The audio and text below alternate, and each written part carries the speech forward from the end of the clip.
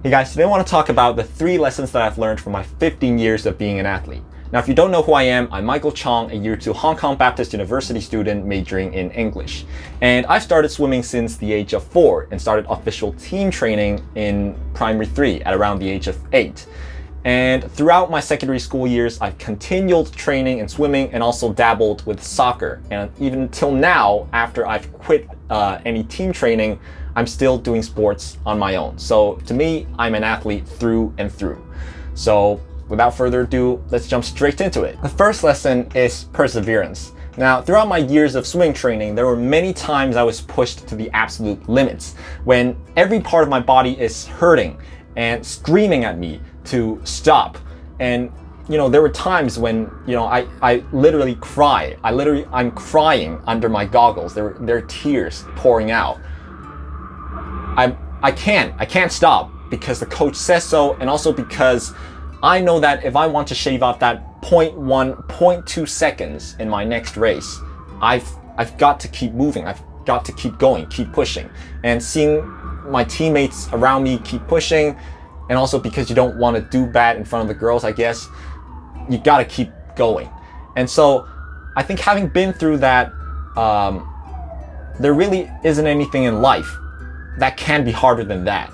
So whether it's during my years of preparing for the DSE, the public exams you have to take to get into a university in Hong Kong, my swimming training, the experience from that helped me massively. Even when I'm attending 5-6 hours of tutorial lessons continuously, not that I'm saying it's 100% effective for you or myself, I could still keep pushing through because I've been through something that I think, in my opinion, is harder. And I know for a fact that I'm already one of the athletes that had it easy, so to speak, because my sister was a Hong Kong artistic swimming team member, and the training they have to go through is, in a way, inhumane. They would have to do splits on chairs with, 1 foot on each chair, and then basically you're dangling in midair and gravity does its magic, and you're basically forced to stretch, go into, a stretch position.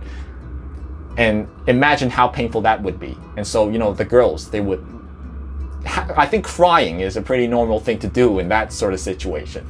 And when they're performing their normal routines underwater and they aren't performing up to their coach's standards, the coach basically wouldn't let them come up to breathe.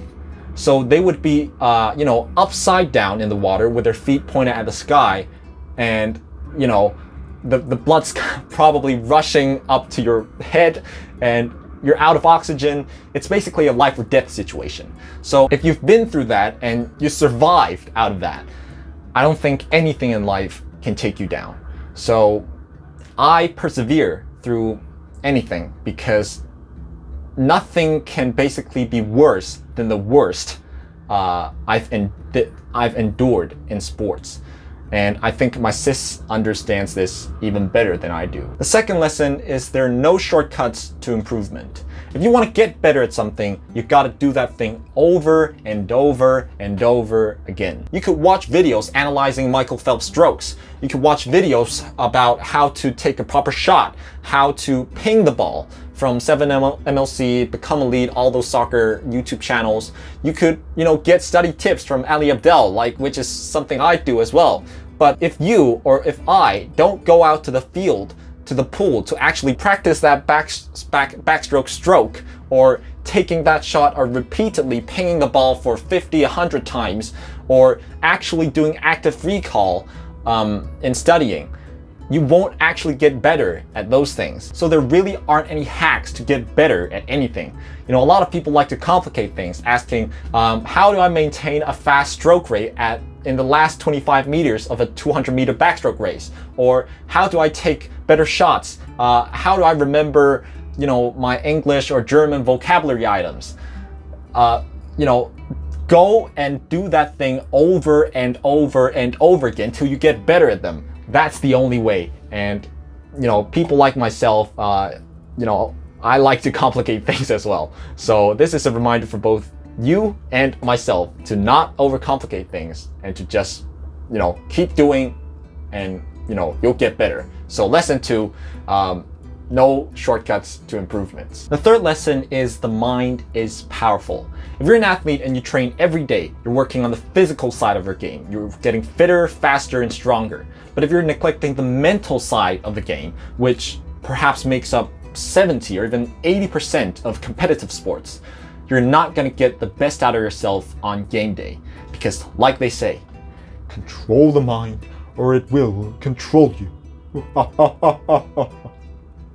I just made that up. But seriously, at the top level, it's all about the mental game. Lionel Messi, Cristiano Ronaldo, players of this caliber miss their shots in a decisive penalty shootout for a reason. They would have scored that penalty 10 out of 10 times in training. They would have scored that penalty when they were 12 years old in their backyards. And yet, they missed that shot in the Champions League finals because they're letting the pressure get to them. From Tim Grover's Relentless, I learned that before every game, Michael Jordan would walk into his opponent's locker room where the players there would be, having a banter or whatever. But as soon as Michael Jordan steps into that room, everyone becomes quiet. He'll say hi to the few players he knows in that team and he will leave. But for him, it's game 1, job done, points wrapped up, because he's already done what he has to do, which is to leave the impression on the opponent's team players that in a minute, you'll be facing the greatest basketball player of all time. And when they step out onto the court, every time they have to go up against Jordan, they would have that in the back of their mind. They would literally be scared to death. They would be BSing themselves. What I want you to try and start doing from now on is to embrace nerves. Make nerves a part of your routine. Every time I do public speaking, I get nervous, especially in front of an audience, even if it's just 3 or 4 people. But then I tell myself, getting nervous is a positive sign. It means I care about something. And, if I don't care about something, why the hell would I get nervous, right? So I also tell myself that I am the best. I'm the best speaker in this room. I'm gonna absolutely smash this competition, smash this presentation or whatever it is.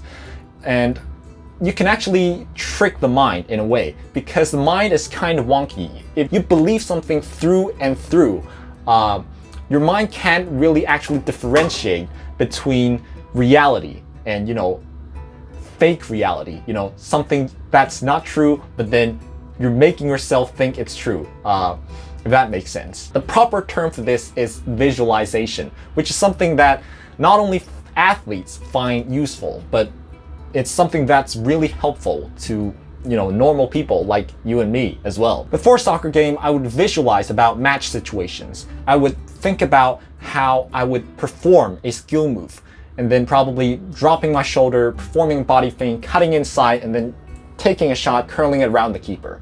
And before a swimming race, I would think about every detail, perhaps in a 50-meter backstroke race. The whistle goes off, and then I step up at the blocks, and then I jump down, and then I pull myself up on the backstroke starter thing, and then I think about every stroke I take.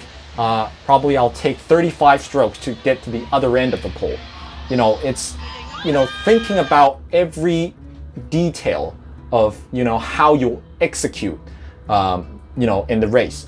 That's sort of visualization. The same applies to other things as well. I would be visualizing myself walking up those stairs, stepping onto that platform, grabbing onto that microphone or whatever, and then delivering my speech, or walking into an exam room and then starting to smash the paper.